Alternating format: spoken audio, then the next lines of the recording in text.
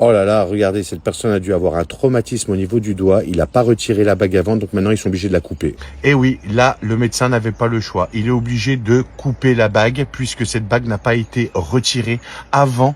Malheureusement, le traumatisme, je vous l'ai toujours dit, quand vous subissez un traumatisme, il faut vraiment enlever tous les effets personnels parce que cet effet personnel, étant donné que là, il s'est certainement coincé le doigt, il gonfle et avec la bague, ça entraîne de lui couper toute la circulation.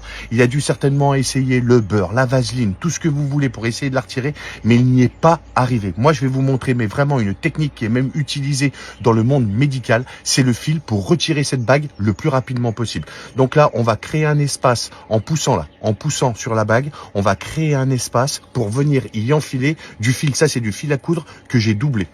On va venir l'enfiler. On va pousser pour en garder à peu près, allez, on va dire 15 à 20 cm.